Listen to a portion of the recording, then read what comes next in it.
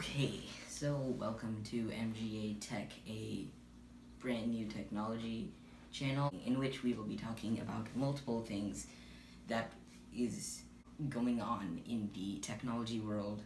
And yeah, that is basically what we do, and well, I guess there's nothing else to do than to roll the intro.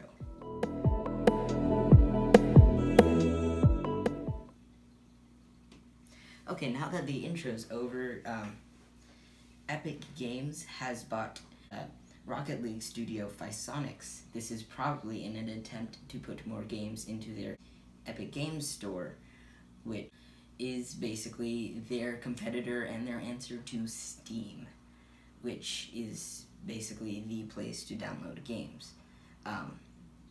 So maybe eventually people will be downloading Epic Games store to get games from the internet. Next up, Apple. Apple is now making a almost sort of close to a competitor to their own AirPods through their other company known as Beats. The product in question is the PowerBeats Pro, which, although it looks a lot different, has almost the same core ideas and features behind it, apart from its integration and its cleanliness and its easiness to basically carry around and whatnot is a little bit worse, but that is in the name of better sound quality and better fitment to the ears.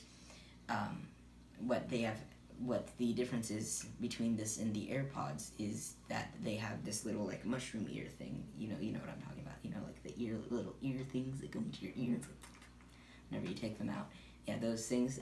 They have those, and it hooks around the ear. So if you run around or whatnot, or if you have small ears like me, it will not fall off. Next up, AMD is turning 50, and they commemorated this by doing two things. They enlisted into the NASDAQ stock exchange, and they have released a gold line of CPUs and GPUs, basically what they make. So if you're interested in buying a gold line because AMD's 50, then go right ahead. I don't know whether they're still selling them because this news is very old indeed. Next up, the Google Pixel 3a. I don't even know what the A stands for, but anyway, before it was launched last Wednesday, there were two leaks of the Google Pixel 3a, one of which is the literal phone being in a case in a Best Buy in Springfield, Ohio. The next one was a full spec sheet. So yeah, good job, Google. I'm keeping that very top secret. Next up, Google I/O. This took place from May 7th to May 9th. And you'd normally find in Google I/O mostly just developer sort of things, sort of similar to Apple's WWDC. So we heard a lot about Android and its new Google Assistant features and its new AI and duplex features. Very interesting things going on there. And Fuchsia OS, which was quietly announced by Google and not really talked about ever in an I/O, has now been talked about and has been called a sort of experiment by Google. So yeah. Also, Android Q got a lot of new updates and whatnot. So it also got dark mode and a lot of AI features. Nest has basically merged with Google's smart device subsect. So basically, if you have a Google Home, anything that's called a Google Home is now called a Google Nest Home. And people with Nest accounts are now encouraged to create a Google account so that the merger will be easy and simple. And also, anything that is under the Nest marquee, anything that works with Nest also needs to work with Google Assistant now.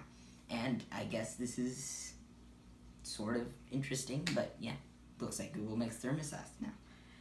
Also, WWDC. WWDC is basically, in its name, the Worldwide Developers Conference by Apple, It basically addresses iOS, macOS, tvOS, and watchOS.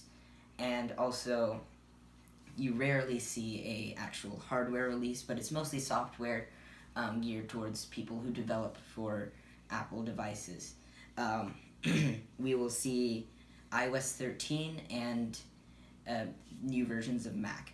I expect from WWDC and especially iOS 13 not very many major changes, possibly a dark mode and some refining of software and stuff like that. Although that's what I believe will happen, what I would like to happen is a sort of small design, some sort of small design changes, some more modern approaches to different designs and whatnot, and just something a little fresh, because we've been going on for the same design for about a few years now, and the last major design changes were in iOS 10, and they weren't really that much from the operating systems before it. So apps such as Calendar and Messages could use a little bit of refreshing and just some new pizzazz.